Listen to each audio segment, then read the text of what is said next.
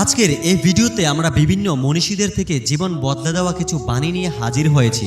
এই বাণীগুলো যদি আপনারা আপনাদের বাস্তব জীবনে প্রয়োগ করতে পারেন তাহলে আশা করি আপনাদের জীবনটা অনেকাংশেই শত ব্যস্ততার মাঝেও সহজ সমাধান পাবেন। তাই একটু কষ্ট হলেও প্রত্যেকটি কথা ধীরে ধীরে উপলব্ধি করার চেষ্টা করুন। আশা করি আপনার মন জুড়িয়ে দেবে। বিশ্বাস ভাঙতে কোনো অস্ত্রের প্রয়োজন নেই, কিছু অভিনয় আর কিছু কথাই যথেষ্ট। সাপ যখন জীবিত থাকে তখন পিঁপড়া খায়, আবার সাপ যখন মারা যায় তখন পিঁপড়া সাপকে খায়।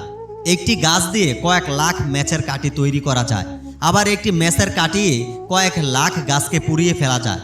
তাই আমাদের ভুলে গেলে চলবে না, আমাদের চাইতেও শক্তিশালী কেউ রয়েছে, আর সে হলো আমাদের সৃষ্টিকর্তা আল্লাহ। কাউকে ক্ষমা করা সত্যি একটা মহৎ গুণ, তবে একই মানুষকে বারবার ক্ষমা করা এটা হলো একটা বোকামি। আগে খুব বকবক করতাম, এখন চুপ থাকতে শিখে গেছি। আগে সবার সাথে থাকতে ভালোবাসতাম, এখন একা থাকতে শিখে গিয়েছি। আগে সবার সাথে হাসতে ভালোবাসতাম, এখন হাসার আগে দুইবার ভেবে দেখি। এখন সময়ের সাথে জীবনটাকেও পাল্টে নিয়েছি। কারো প্রতি ভালোবাসায় ডুবে গিয়ে দেখো, এর চেয়ে বড় নেশা আর কিছুই নেই। কারো অবহেলা একবার বেঁচে দেখো, ভালোবাসার চেয়ে বড় প্রতারক আর কিছুই নেই। তিনটি বিশেষ দিনে মানুষ আপনাকে বেশি গুরুত্ব দেবে: এক জন্মদিনে, বিয়ের দিনে আর মৃত্যুর দিনে। ভালোবাসার নগরে পা রাখার আগে নিজেকে কঠিন ধাঁচের উপকরণ দিয়ে তৈরি করে নিও, কারণ ভালোবাসায় যেমন তুমুল সুখ থাকে তেমনি তার চেয়ে বেশি তীব্র যন্ত্রণা এই ভালোবাসাতেই থাকে। মনকে নদীর সাথে ভাসিয়ে দিও, ফুলের মতো উঠতে দিও, কিন্তু খারাপ মানুষের সাথে মিশতে দিও না, তাহলে জীবনের অর্থ কখনই খুঁজে পাবে না। মুখের ভাষা খারাপ হলে চরিত্র খারাপ হয় না, মিষ্টি কথার আড়ালেও অনেকের খারাপ চরিত্রটাও বোঝা যায় না। কারো প্রতি অতিরিক্ত ভালোবাসা দেখাতে যেও না, কারণ এইটাকে সে তোমার দুর্বল পয়েন্ট ভেবে আঘাত করতে পারে।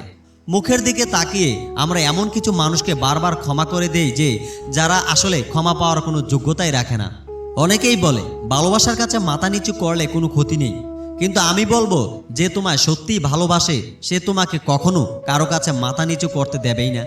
যাদেরকে বুঝাতে গিয়ে তাদের চক্ষুশূল হতে হয় তাদেরকে আর না বোঝানোই ভালো, কারণ তাদের বোঝানোর সবচেয়ে ভালো মাধ্যম হলো ঠেকে শেখা। লোক কি ভাবে তা ভেবে বসে থেকো না, মনে রাখবে জীবনটা তোমার, লোকের নয়।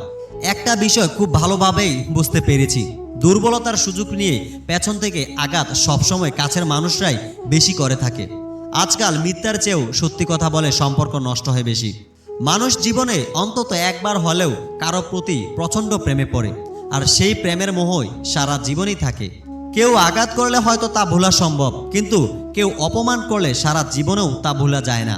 প্রয়োজনে যারা কাছে আসে তাদের প্রয়োজন ফুরিয়ে গেলে তারা আবার চলে যায়, আর অবিশ্বাসীকে নতুন করে বিশ্বাস করাটা হলো পৃথিবীর সবচেয়ে বড় বোকামি। যে তোমাকে প্রচণ্ড বিশ্বাস করে তার সাথে প্রতারণা করো না, কারণ তাতে হয়তো তোমার কিছুই হবে না, কিন্তু তার পুরো পৃথিবীটা অন্ধকার হয়ে যাবে। শিক্ষা শুধু বই থেকে পাওয়া যায় না, কাছের মানুষগুলোর থেকেও অদ্ভুত কিছু শিক্ষা পাওয়া যায়। প্রয়োজন ফুরিয়ে গেলে যে দূরে ঠেলে দেয় তার থেকে স্বার্থপর আর পৃথিবীতে কেউ হতে পারে না। যে কথাগুলো মনের ভিতরে থাকে কিন্তু মুখ ফুটে বলা যায় না, সেগুলোই চোখের জল হয়ে ঝরে পড়ে। বেঈমান আর স্বার্থপর লোকের কাছে অন্যের অনুভূতির কোনো মূল্য নেই।